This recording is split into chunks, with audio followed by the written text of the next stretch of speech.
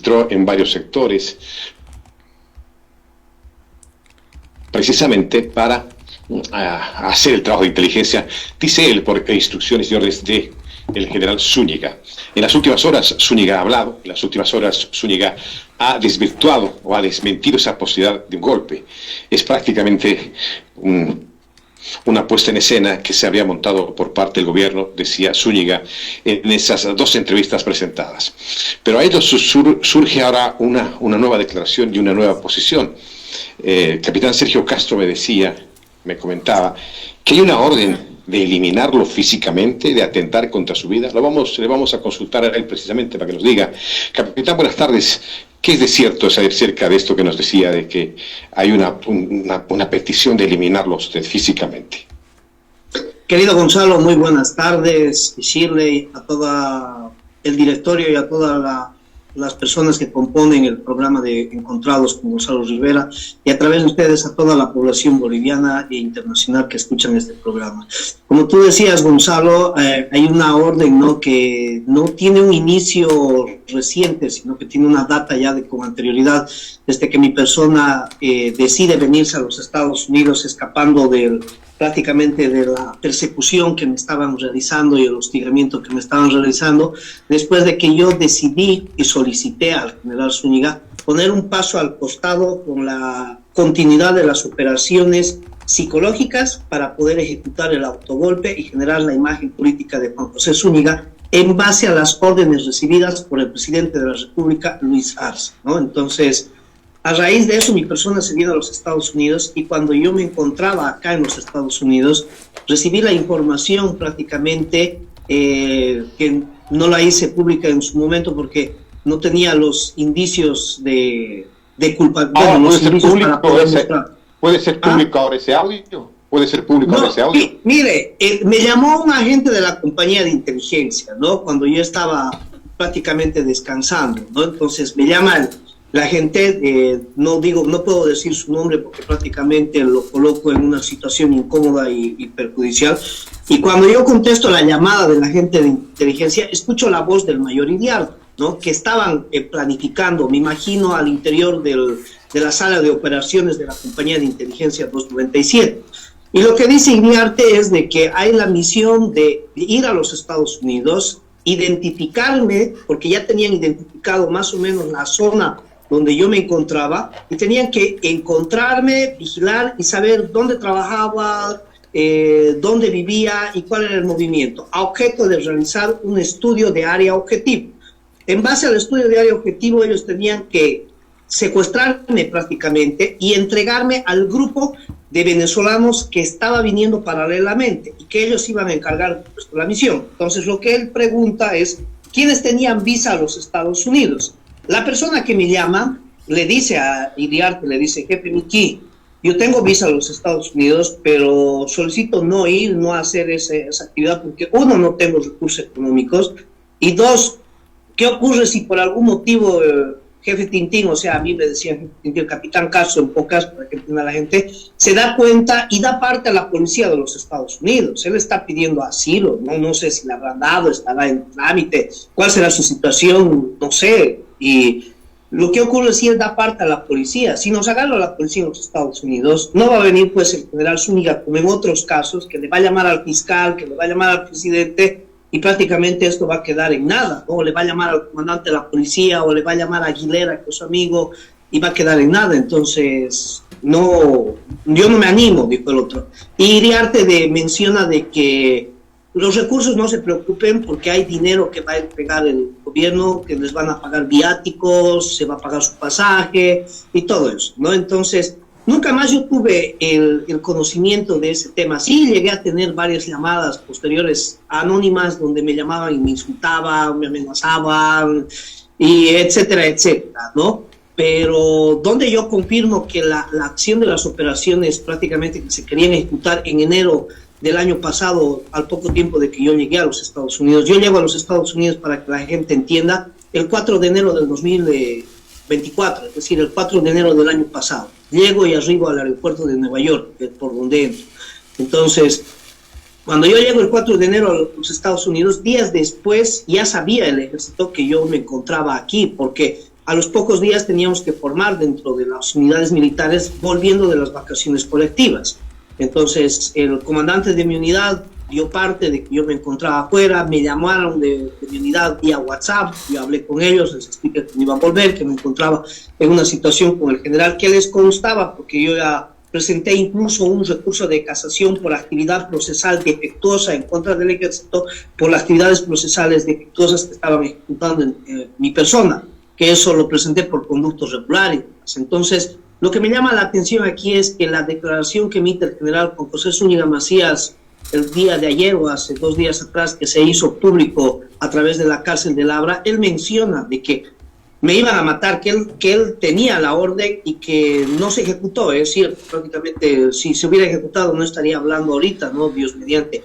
Pero la orden de limpiarme, de matarme, porque esa es la palabra, porque yo sé muchas cosas de ellos, y es cierto, sé muchas cosas de Zúñiga. Como decía Zúñiga en su entrevista, yo fui hombre de inteligencia 16 años, dice el coronel Juan José, general Juan José Zúñiga Macías, una persona que estuvo 30 y tantos años de servicio en el ejército. Yo estuve 20 años de servicio en el ejército, y de los 20 años que estuve en el ejército desde el colegio militar, llevo 10 años en inteligencia. O sea, la mitad de mi carrera militar yo la he pasado en inteligencia. He sido oficial de inteligencia, agente encubierto, 10 años de mi carrera, ¿no? A diferencia de muchos otros agentes que no tienen esa experiencia, ¿no? Entonces, yo me pregunto, ¿por qué no se investiga al señor Hugo Moldis, que hace referencia al señor Juan José Zúñiga Macías, indicando que había una orden para matarme que nace de la gente de Hugo Moldis a través de los extranjeros que trabajan con Hugo Moldis? ¿Quiénes son los extranjeros que trabajan con Hugo Moldis? Generalmente, lo que yo tengo conocimiento, no sé si habrá más extranjeros, las personas que trabajan son miembros de la Embajada de Cuba. Entre ellos trabajó en su época 2019 el embajador de Cuba en Bolivia, el coronel Gallo Zamora, que es militar de inteligencia, una de las personas que opera, viene constantemente a Bolivia, y por eso me gustaría que se le pregunte incluso al señor Hugo Moldis si la conoce, a la coronel del ejército cubano, especialista en inteligencia militar, a la coronel Rebeca Hernández, ¿no? Y me gustaría escuchar las declaraciones, y en base a eso yo voy a sacar cierta evidencia que tiene Hugo Moldis, donde se reúne con esta persona y empezaron a ejecutar operaciones en Bolivia, y también tuvieron reuniones donde ejecutaron operaciones en base a convenios y congresos internacionales en Nicaragua, ¿no? Entonces, ¿por qué no se investiga ese detalle, no solamente en relación a mí, sino en relación a todas las personas que están involucradas? Porque existe una amenaza de muerte latente. Cortar un ratito al capitán. ¿Perdón? Capitán, escúcheme, por favor. Le estoy pidiendo, puedo hablar un segundito. ¿Quiénes iban a hacer el trabajo sucio? ¿Son extranjeros, son bolivianos? ¿Quién hace ese trabajo sucio? Mira, ¿quiénes hacen los trabajos sucios en Bolivia, querido Gonzalo? Son los venezolanos. ¿Cómo hacen los trabajos sucios en Bolivia?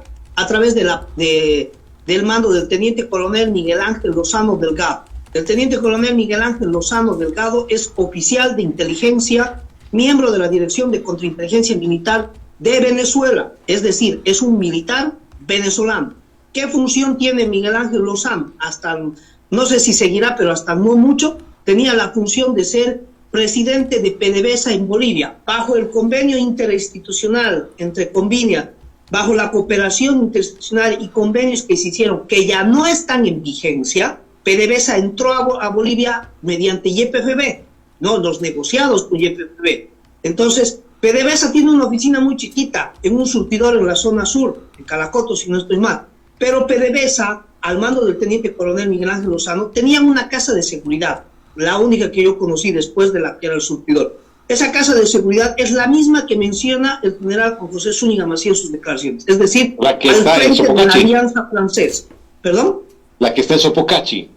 Exacto, la que está al frente de la Alianza Francesa en Sopocachi. Ahora, tú dirás, ¿pero por qué ese edificio? Porque resulta que ese edificio, que está al frente de la Alianza Francesa, hay ciertos departamentos y ciertos bloques dentro de ese edificio que son parte del Ministerio de Defensa. Es decir, el título de propiedad de los departamentos donde están cohabitando personas como el piloto personal del presidente de la República, algunos miembros de inteligencia que vivieron ahí, como el caso del mayor Mamani, miembros civiles de PDVSA que están cumpliendo misiones diplomáticas, entre comillas, vivían en esos bloques militares, que son denominados, entre comillas, bloques militares, porque pertenecen al Ministerio de Defensa. No son militares, son bloques propiedad del Ministerio de Defensa, administrados por el Ministerio de Defensa, quien les otorgó a ellos un espacio como casa de seguridad, y ahí se ejecutaban las operaciones.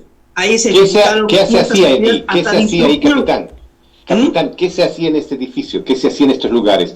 ¿Hay trabajo de inteligencia, de seguimiento, de interrogatorios? ¿Qué se hacía en el lugar? Mira, el tema de interrogatorios, yo no he participado, pero sé que ellos tienen casas de seguridad. Además que las características del edificio no te dan para que tú hagas un interrogatorio dentro de eso, porque cualquier persona puede ver. Cuando tú ejecutas una casa de seguridad para hacer temas de interrogatorio, buscas un lugar donde no te vayan a ver entrando, que preste todas las medidas de seguridad para que tú puedas meter el vehículo, bajar a la persona que la vas a interrogar, entre comillas, porque es entre comillas, y poder ejecutar el interrogatorio sin que nadie se entere. Al ejecutar el interrogatorio en lo que es frente a la Alianza Francesa es totalmente falso, es totalmente estúpido y verosímil pensar que... Pero sí se ejecutaron operaciones de planificación y dirección de inteligencia frente al edificio de la Alianza Francesa.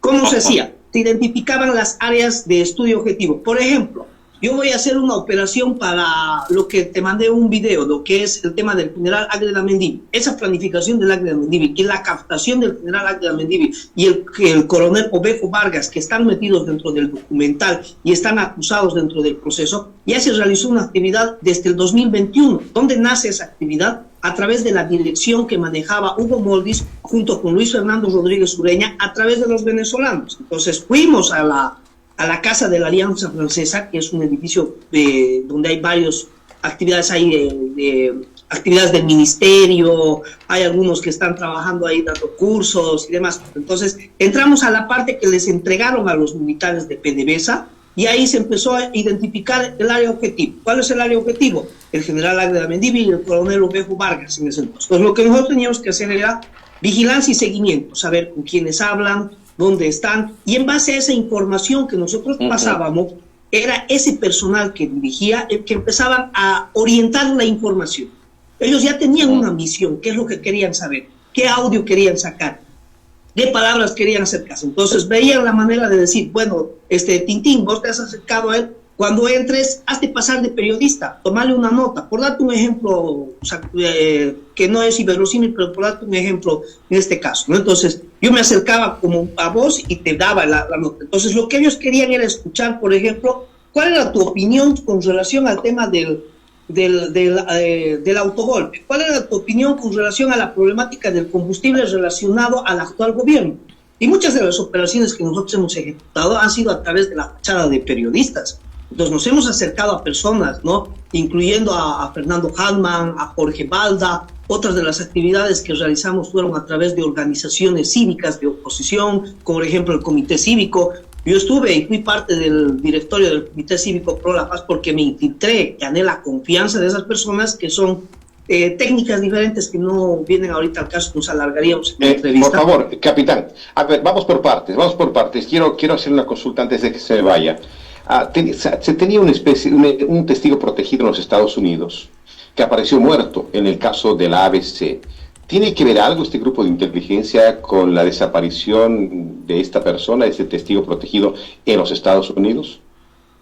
Eso desconozco, no te podría asegurar si tiene algo que ver. Prácticamente lo que es el grupo de inteligencia 300 y lo que es el grupo de inteligencia militar no tuvo una participación, porque que yo tenga entendido, en esa temporada no fue ni viajó ningún agente de Bolivia a los Estados Unidos, en lo que yo tengo entendido, que puedo estar equivocado. Pero mira, la inteligencia en Bolivia maneja dos aspectos: la inteligencia central, como le llaman, y la inteligencia dependiente. ¿Cuál es la inteligencia central? La inteligencia central es la que maneja el sistema cubano y el sistema venezolano a través de la dirección de Luis Fernando Rodríguez Ureña. Es por eso que el Ministerio de la Presidencia tiene una sección que se llama sección de búsqueda de información. Entonces, ¿qué hace la unidad de búsqueda de información? ¿Qué es búsqueda de información? O sea, ¿por qué tiene que ser la segunda cartera más importante? ¿Qué hace la unidad de búsqueda de información? ¿Qué es búsqueda de información? ¿Qué información buscan? ¿Y para qué buscan esa información? O sea, no me van a decir que para planificación de proyectos agrícolas en agua. O sea, ¿qué personal trabaja? ¿Por qué tiene la unidad de búsqueda de información una dependencia directa con la AGETIC? Tiene una interacción con la AGETIC. ¿Qué tiene que ver yo si voy a buscar proyectos agrícolas en búsqueda de información que tenga que tener acceso a los sistemas de la AGETIC? ¿Por qué la unidad de búsqueda de información tiene el poder de todo el sistema, ¿no? Entonces, esa es la inteligencia central que la maneja. Y las inteligencias dependientes son los sistemas de inteligencia nacionales, es decir, Ajá. la compañía de inteligencia del ejército, la compañía del presidente del grupo 300, los batallones y las unidades de la Policía Nacional, la unidad de inteligencia del Ministerio de Gobierno, la unidad de inteligencia del Comando en Jefe, que es solamente análisis de información. Todos esos son unidades de inteligencia dependientes. ¿Por qué? Porque dígame. Y eso me da pie, capitán, a preguntarle. Muchos dirán, este es un buzo, este es un sapo, este es un infiltrado, los adjetivos que quieran calificar. ¿Es legal hacer un trabajo de inteligencia con estas características que usted nos dice?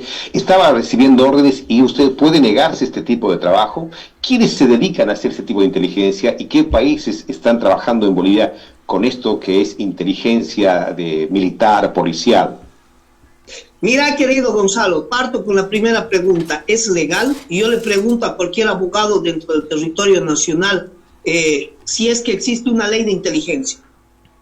Si es que existe alguna parte de la Constitución Política del Estado que habla de la utilización de elementos de inteligencia. El Código de Procedimiento Penal manifiesta en uno de sus artículos que se puede utilizar a agentes encubiertos para entrar en calidad de testigos en una declaración, pero no habla de la utilización de elementos de inteligencia, porque una cosa es ser agente encubierto que está observando y mirando lo que está haciendo, y otra cosa es ejecutar operaciones de inteligencia en base a una normativa legal. Bolivia no tiene una normativa legal ni para la policía, ni para las Fuerzas Armadas, ni para los civiles que están operando con Luis Fernando Rodríguez Ureña y con Hugo Moldis. Bolivia no tiene una ley de inteligencia. Entonces, ante una ausencia legal, ¿qué hacen?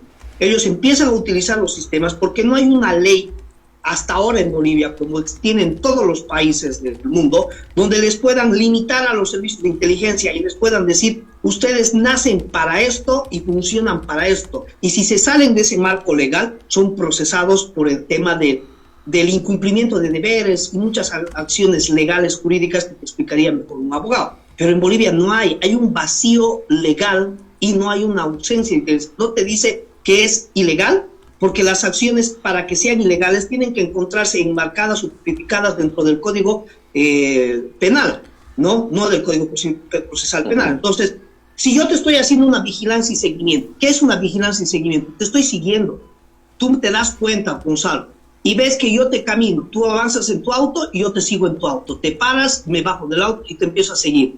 Y te das cuenta que te estoy siguiendo, que cuando llego a tu casa estoy detrás y demás. Tú llamas a la policía y puedes decir, esa persona me está siguiendo. Y yo, que es lo que utilizaban los servicios de inteligencia a través de Zúñiga, decían, ¿qué tipología o qué tipificación penal existe o qué adecuación penal existe para que digas que esa persona está cometiendo un delito?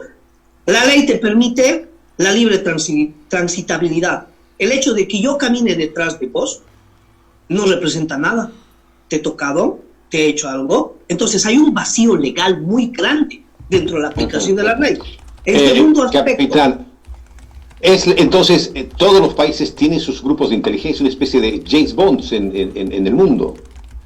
Sí, casi todos los países que tengo conocimiento tienen servicios de inteligencia y están enmarcados dentro de una normativa legal que les permite de dónde a dónde ellos funcionan y cuál es la funcionalidad y sus límites, los límites.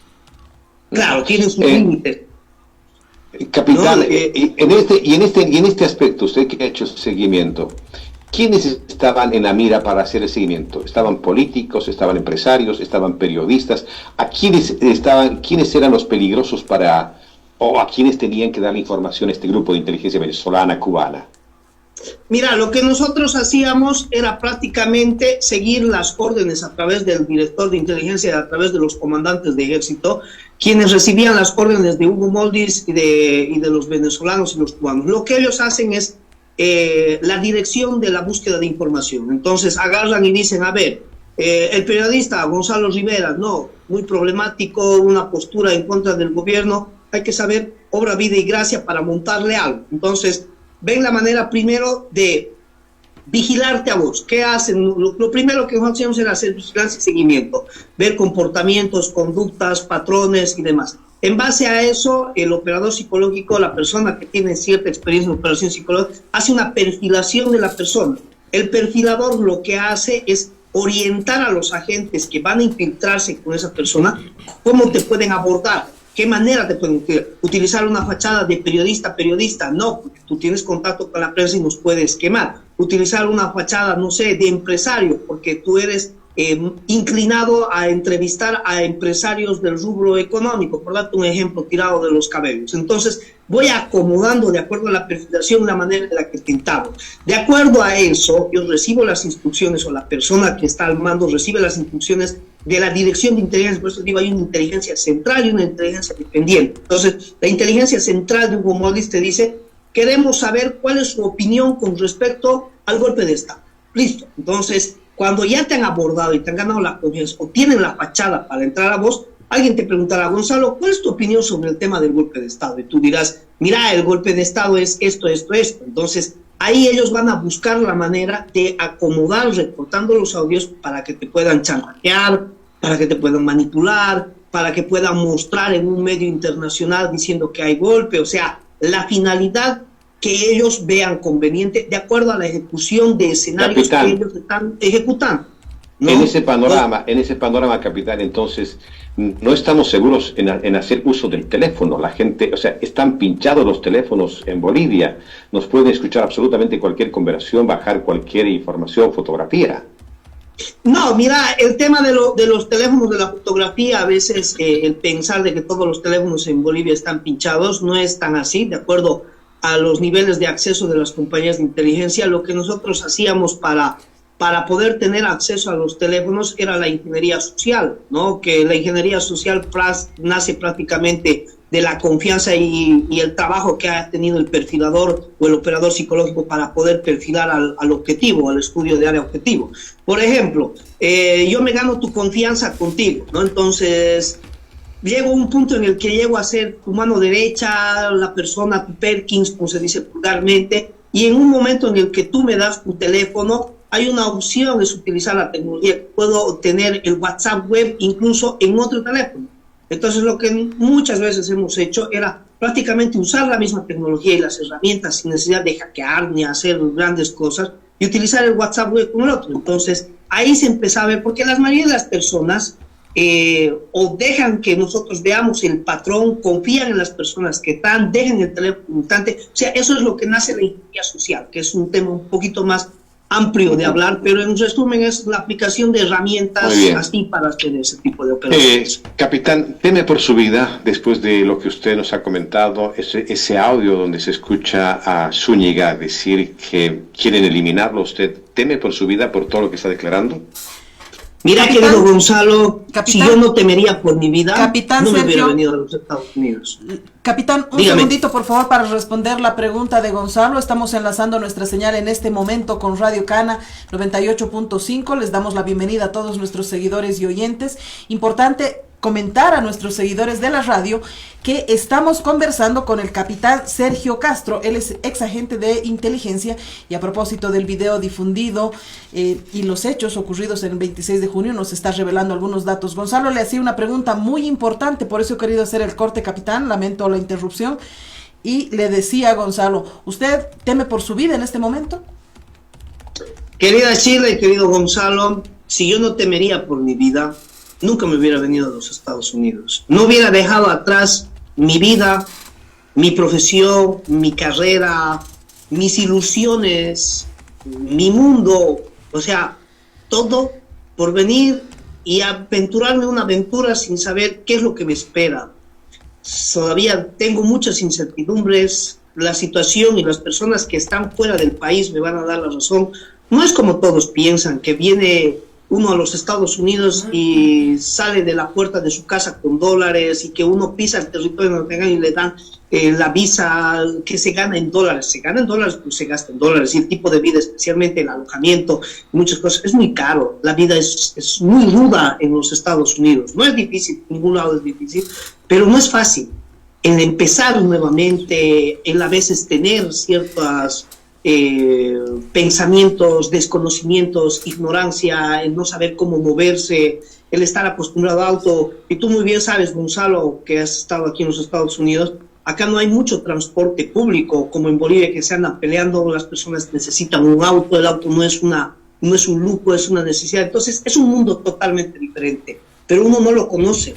Entonces, dejar todo, como dicen muchos, la carrera militar es una carrera segura, mal que mal te pagan, que qué hacen, que no hacen, fuera de todo eso, sí es cierto, era algo seguro que yo tenía, indiferente de muchas cosas, pero más valía mi vida que todo. Entonces tuve que dejar todo y venirme acá y empezar, ¿no? Y estoy continuando, sin poder volver a Bolivia.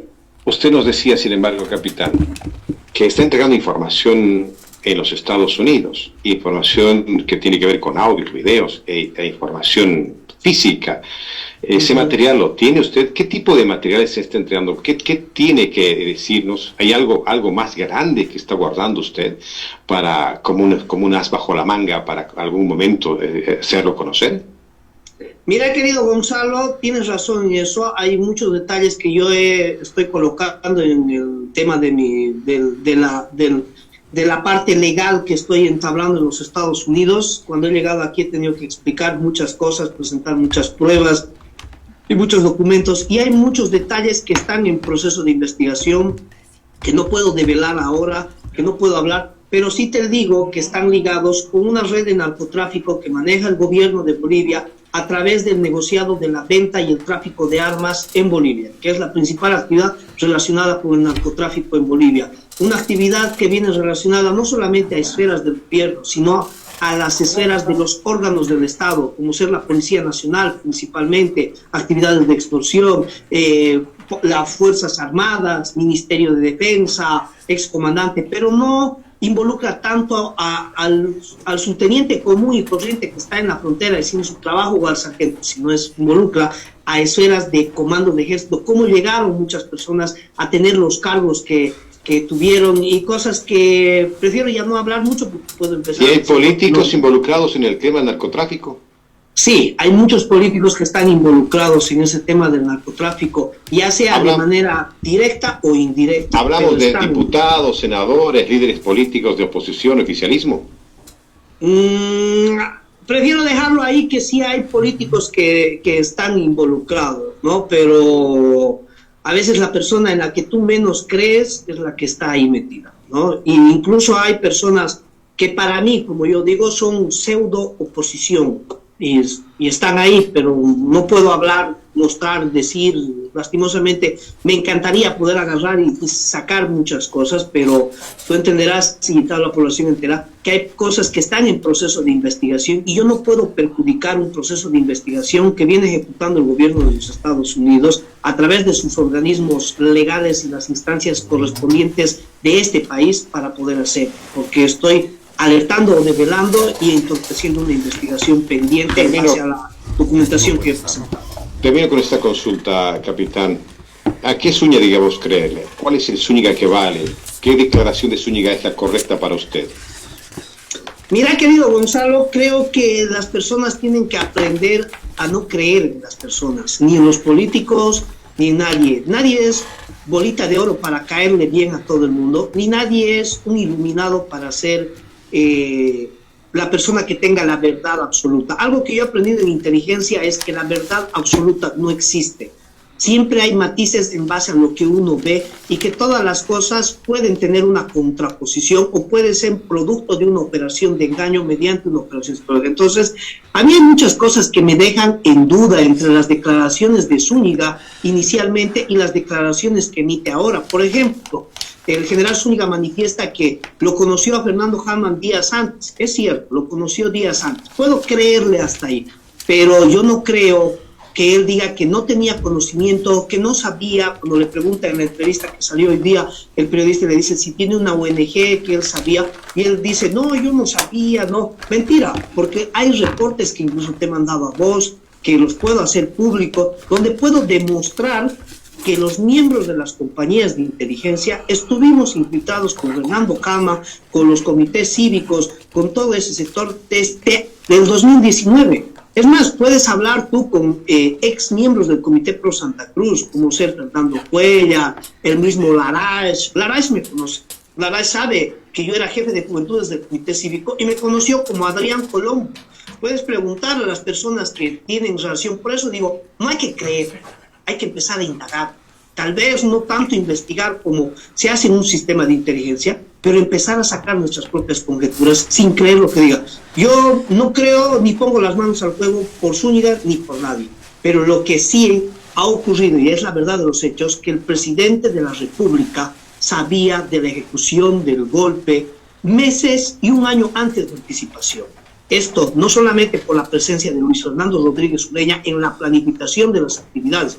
Y es más, si pongámosle el beneficio de la duda al presidente Arce, que él no sabía que se estaba ejecutando un golpe de Estado con presencia de Luis Fernando Rodríguez Ureña. Entonces, ¿por qué no ordena dentro del proceso de investigación que se investigue a Luis Fernando Rodríguez Ureña, una persona que yo vengo denunciando desde el año pasado y que está dentro de las declaraciones del general Ángel Amendive cuando lo detuvieron por el proceso de golpe? ¿Por qué nunca lo investigaron? ¿Por qué nunca lo citaron, ni en calidad de testigo, ni en calidad de sindicado, ni en calidad de nada? Ahora que está sacando Zúñiga y ahora que está abriendo, el tema de Luis Fernando Rodríguez no es reciente. Entonces, me genera una duda, dándole el beneficio de la duda al presidente que no sabía y que Hugo Moldis y Luis Fernando Rodríguez fueron los que articularon. ¿Por qué no los investiga él? ¿Por qué sigue siendo Hugo Moldis el jefe de seguridad en la época de Evo y en la época de Arce? Preguntas que debería ser. ¿Quién es la coronel Rebeca Hernández que entró de Cuba varias veces a Bolivia? O sea, si el presidente desconoce eso, ¿por qué no investiga? Muy bien, capitán, le agradezco mucho su mirada, su tiempo, eso que nos está diciendo. Usted está invitado permanentemente a medios de comunicación para revelar también estos datos, ¿no? Y ojalá que no pase absolutamente nada y que, bueno, esperemos de que Dios cuide y nos bendiga a todos los bolivianos. Gracias, capitán, por su tiempo y su mirada. Muchas gracias, querido Gonzalo. Hasta luego. Gracias. Chile, ¿qué te parece lo que acabamos de escuchar? ¿Qué te parece el trabajo de inteligencia que se hacía y que se hace en Bolivia todavía? Y además esas amenazas de eliminarlo físicamente, ¿no? Quien habla, Claro. quien dice algo. Bastante preocupante, ¿no? Parece bastante de película, preocupante. un guión de Gonzalo. película. Sí, sin embargo, así trabaja inteligencia, ¿no? Y bueno, tiene que hacer parte de lo que nos relataba el capitán Sergio Castro, esa indagación, seguimiento y demás. Lo preocupante es que a partir de cualquier intervención que uno tenga, pueda armarse y construirse una escena donde nunca existió. Así que sí es alarmante, sí es preocupante, Gonzalo. Y quiero decirte que para continuar hablando de este y otros temas que nos tienen preparados, están también ya con nosotros acá en la mesa Diego Ayo y Yerko Illich en este espacio tan esperado los días jueves.